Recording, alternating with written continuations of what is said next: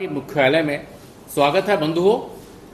जम्मू कश्मीर के सभी मुद्दों को आपने जनता तक पहुंचाया, इसके लिए हम आपके हृदय से धन्यवादी हैं।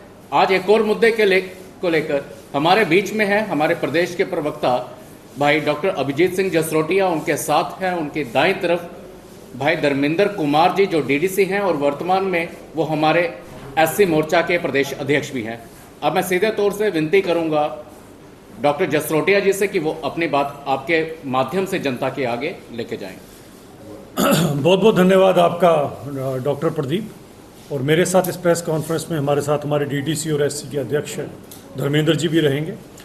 मित्रों, आज का मुद्दा जो है गंभीर तो है ही है, लेकिन मुझे लगता है कि इसके ऊपर बात करना बड़ा ज़रूरी थी। शायद इन सब चीज़ों को लेकर मैं इस प्रेस कॉन्फ्रेंस में ऐसी बात ना करता, लेकिन मुझे लगता है कि एक मजबूरी आ गई जिसके कारण मुझे ये बात करना पड़ रही है। आप सब जानते हैं कि जिस तरह की त्रासदी से हमारा जम्मू कश्मीर इस समय कांप रहा है, वो आप जानते हैं उसके बारे में। जो नेचुरल डिजास्टर जिसकी चपेट में हमारा खासकर जम्मू प्रोविंस आया हुआ है, वो भी आपके सामने है। जो त्रासदी आपके सामने किश्तवाड़ में आई, उस त्रासदी से भी आप सब बखूबी जानते हैं उसके बारे में। और जो मेरे कठुआ में भी त्रासदी आई, उसके बारे में भी अच्छी तरह से जानते हैं। जो जानो माल का नुकसान हुआ, जिन लोगों की जान चले गई, उनकी भरपाई तो कोई नहीं कर पाएगा। और जिनके सगे संबंधी इस दुनिया से चले गए हैं, उनकी भी भरपाई कोई नहीं कर पाएगा। लेकिन सरकार की तरफ से, हमारी तरफ से जो हो सक रहा है, हम लोग जरूर कर रहे हैं। लेकिन इस समय पर जो सबसे बड़ा दुख का कारण मुझे लग रहा है, वो दुख का कारण मुझे ये लगा कि अभी भी कुछ पार्टियां अपनी ओछी राजनीति से बाज नहीं आ रही। और मेरा इशारा साफ साफ उमर अब्दुल्ला साहब उनकी पार्टी की तरफ है कि एक तरफ तो यहां पर लोगों को जो जान माल का नुकसान हो रहा है, त्राहीमाम मची हुई है पूरे जम्मू प्रोविंस के अंदर, और दूसरी तरफ उमर साहब की पार्टी सिग्नेचर कैंपेन चला रही है। क्या यह समय है सिग्नेचर कैंपेन चलाने का? क्या यह समय है इन सब मुद्दों के ऊपर बात करने का? क्या उन लोगों की जो जान है वो कीमती नहीं है? क्या हमें उस तरफ ध्यान नहीं देना चाहिए?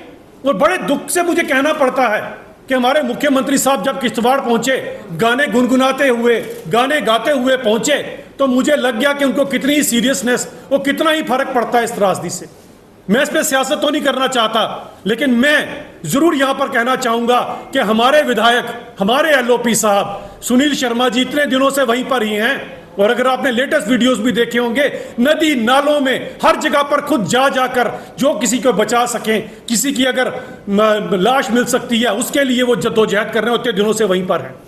यही नहीं, हमारे प्रदेश अध्यक्ष माननीय सत शर्मा जी भी आपको कल की किश्तवाड़ में नजर आए और कल आपको वो कठुआ में नजर आए। हम लोग कोई सियासत करने के लिए या फोटो ऑप के लिए नहीं जा रहे हैं। हम जहां पर लोगों की मदद कर सकते हैं वहां जरूर पहुंच रहे हैं। क्या इस समय उमर सरकार का दायित्व नहीं बनता? मुझे तो कहीं पर भी उमर सरकार काम करती नजर नहीं आ रही। चंद रुपयों का एक्स ग्रेशिया अनाउंस करने के बाद अगर उमर साहब को लगता है कि अपनी जिम्मेदारी से उमर साहब पल्ला झाड़ देंगे, तो यह गलत है। सिवाय आर्मी के और सिवाय जेएंडके पुलिस के आज आपको कोई वहां पर नजर नहीं आ रहा। यहां कोई नजर आएगा तो भारतीय जनता पार्टी का कार्यकर्ता। क्योंकि हम सियासत केवल इन चीजों के लिए नहीं करते, हमें पता है कि लोगों की खिदमत करना हमारा कर्तव्य है। और हम पे एहसान नहीं कर रहे हैं। जिन लोगों ने हम पे विश्वास दिलाया, हमें उनके साथ खड़ा होना है, क्योंकि इंसान की जान से ज्यादा कीमती इस दुनिया में कोई नहीं होता। लेकिन जो सीएम साहब गाने गुनगुनाते हुए पहुंचे, एक कठुए का भी चक्कर मार लेते, भले गाने गाते गाते चले जाते, मुझे लगता है कुछ तो सीरियसनेस है। ये सीरियसनेस किस बात की हुई कि जिसके अंदर सारा काम तो आर्मी कर रही है या पुलिस कर रही है, और एडमिनिस्ट्रेशन के नाम पर केवल और केवल एडमिनिस्ट्रेशन कर रही है। और उमर साहब का रिकॉर्ड कुछ ऐसा ही है। 2014 के भी जब फ्लड्स आए थे, तब भी आपको उमर साहब क्या करते नजर आए थे? हेलीकॉप्टर से लोगों के ऊपर ब्रेडें फेंक रहे थे। अब कश्मीर के घरों के ऊपर जो टीन की छतें होती है, वहां पर ब्रेड नहीं पहुंचती उमर साहब, जैसे अभी आपकी कोई मदद नहीं पहुंच रही है। तो थोड़ा सा मुझे लगा था कि 10 सालों में, 15 सालों में शायद कुछ फर्क पड़ गया होगा, लेकिन वही सोच है, वही सब कुछ है। बड़े दुख से कहना पड़ रहा है कि सिवाय हमारे एलओपी जिस तरह से वहां पर हैं, या हमारे प्रदेश अध्यक्ष पहुंच रहे हैं, सीरियसनेस के साथ लोगों के साथ खड़े हैं, कंधे से कंधा मिलाकर खड़े हैं। जहां पर जरूरत पड़ रही है, नदी नालों में कहीं पर भी जरूरत पड़ी है, हमारा कार्यकर्ता आपको नजर आएगा।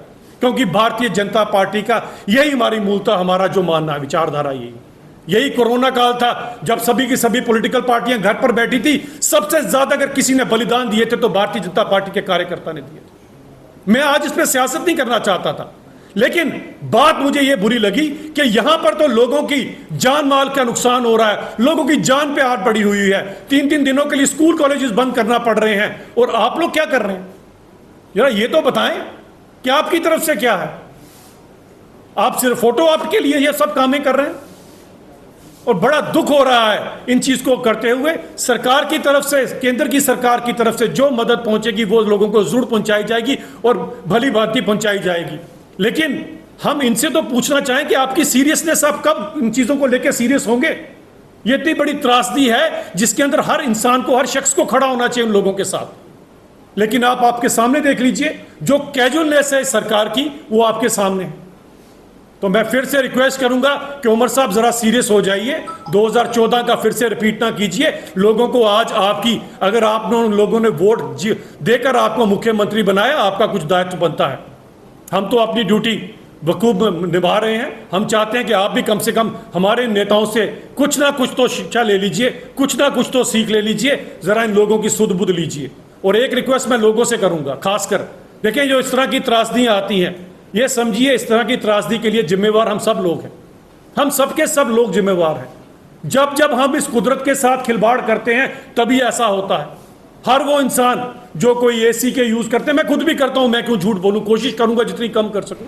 लेकिन जो कोई भी एसी का यूज कर रहा है, जिसको वनों की, जंगलों की, पेड़ पौधों की परवाह नहीं है, जिसको इस माँ, कुदरत माँ की परवाह नहीं है, वो सबके सब कहीं ना कहीं इसमें कसूरवार है। ये जितने लोगों की जान गई है, हम सबके सब इसमें रिस्पॉन्सिबल हैं। तभी पिछले दिनों हमने जब एक कैंपेन चलाई थी कि हर इंसान पेड़ लगाए, हर इंसान इस नेचर की तरफ सोचे। एक बात याद रखिएगा, मैं आप सबको कहना चाहता हूं, हम सब ने अपनी माता की कोख में 9 महीने काटे होते हैं, और पूरी जिंदगी हम अपनी मां का ऋण नहीं चुका सकते। ये धरती माता जो मरने और जीने से लेकर मरने तक, हमारे पालन पोषण तक हमारी मां से भी ज्यादा हमारे साथ चलती है, उसकी तरफ हमारा दायित्व बनता है। हम सबको इस धरती माता की रक्षा के लिए खड़े होना पड़ेगा, वरना इस तरह की त्रासदियां आती रहेगी और इंसान आपके सामने बेसहारा है। भले अपने आप को हम जितना मर्जी मॉडर्न समझ ले, लेकिन इस तरह की त्रासदियां जब कुदरत अपना कहर दिखाती है तो कोई इसके खिलाफ कुछ नहीं कर सकता। तो मैं सब रिक्वेस्ट करूंगा लोगों से कि आप पेड़ लगाएं और इस तरह की जो नेचुरल कैलेमिटीज हैं उनसे बचें। बहुत बहुत धन्यवाद। बादल फटा था, उसके बाद चौधरी लाल सिंह का कहना है कि बहुत ही बड़ी हम देख सकते हैं कि एक नजरअंदाजी की है बीजेपी की, बीजेपी का एक भी कार्यकर्ता जो है वहां पर एक बोरी आटा लेकर नहीं। देखिए, हमारे कार्यकर्ता सबसे पहले पहुंचे थे वहां पर, ऐसी बात नहीं है। और ये रही बात चौधरी साहब की, वो भी जरा पहुंचा लें, वो भी अपनी तरफ से कर लें। हमारा कार्यकर्ता तो पहुंचेगा। और हमें लगता है हमारे कार्यकर्ता चौधरी साहब की तरह, उन्हें वो तब याद नहीं आती जब इस तरह की कैलेमिटी आए। हमारे कार्यकर्ता 24/7, जरा चौधरी साहब से पूछ लीजिए कि कोरोना काल में आपने कितने लोगों की मदद की थी। तो इस तरह की केवल सियासत के लिए बातें की जाती हैं। प्रैक्टिकली हमारे कल प्रदेश अध्यक्ष भी वहां पर पहुंचे थे, उनके साथ हमारे जनरल सेक्रेटरी भी सारे वहां पर थे, और उस समय भी हमारे सारी की सारी टीम वहां पर पहुंची थी। इसके अंदर कोई सियासत करने वाली बात नहीं है। हम कोई एहसान नहीं कर रहे लोगों के ऊपर, वहां पर जा रहे हैं। जिसको मेरी जरूरत है वहां पर हमें पहुंचना चाहिए। मेरा एक सवाल है सर, जसरोटिया भी चलेगा, कोई गल नहीं, साफ ना हो। मेरा एक सवाल है कि जिस तरह से बीजेपी कहती है हम वहां पहुंचे हैं, पूरी सभी पार्टियां, पॉलिटिकल पार्टियां वहां पहुंची हैं, और बहुत सारी ऑर्गेनाइजेशन जो है, जो धार्मिक संगठन है, कई संगठनों ने वहां लंगर लगाए हैं। ये नहीं कह सकते सिर्फ बीजेपी ने वहां पे काम किया, सभी पार्टियां जा रही हैं, अस्पताल में जा रही हैं। और चले क्वेश्चन बस समझ गया सिंह साहब, आपका क्वेश्चन समझ गया सिंह साहब, जवाब ले लीजिए। मेरा एतराज है जो नेशनल कॉन्फ्रेंस इस त्रासदी के समय पे सिग्नेचर कैंपेन चला रही है, मैं उसकी तरफ जा रहा हूं कि इस समय ये मौका है, आप चलाएं, आप 10 दिन बाद चलाएं, मना करते हैं, ये समय है सियासत करने का। और एक बात और बताता हूं, क्या पार्टियां कर रही हैं हमें पता अच्छी तरह से। मैंने अभी आपके सामने, अगर आपने देखा होगा, हमारे LOP सुनील शर्मा जी इतने दिनों से वहीं पर ही हैं, कल एक नदी नाले में खुद घूम रहे थे वहां पर। तो हमें कम से कम सियासत करने के लिए काम नहीं करने हैं। लेकिन बात आती है, सुप्रीम कोर्ट में जो मुद्दा है, और ये एक 70 में ये था कि उम्मीद थी कि स्टेट कोर्ट का दर्जा दिया जाए, कंपेन चला। अब आप इसका, क्या एतराज है? सिंह साहब, आपका क्वेश्चन बड़ा लंबा होता है, जवाब आप छोटा भी नहीं लेते। सुनिए, अभी मैं आपको एग्जांपल देता हूं, मैं कहूंगा सभी जरा कवर कर लीजिए। अभी के अभी अगर भूकंप आ जाए, बिल्डिंग नीचे गिरेगी, आप मुझे कवर करोगे या सबसे पहले यहां से बाहर जाओगे?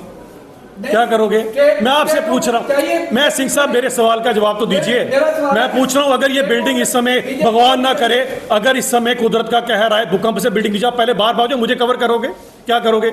मैं आपसे सवाल पूछा, सिंह साहब आप भी जवाब दे लीजिए, कभी आप भी जवाब दीजिए करें लोगों को। आप क्या दोनों में क्या करोगे? आप अगर भगवान ना करे इस समय यहाँ पर भूकंप आए, आप क्या करोगे? मुझे कवर करोगे या बाहर जाओगे? अरे सिंह साहब मैं पूछ रहा हूँ ना, मेरे सवाल का जवाब तो आप दोगे नहीं ना। इसका समझ गया आपको कि मैं क्या कहना चाहता हूँ, लोग भी समझ गए जो सुन रहे हैं इसको। कोई और सवाल है किसी का? बहुत बहुत धन्यवाद।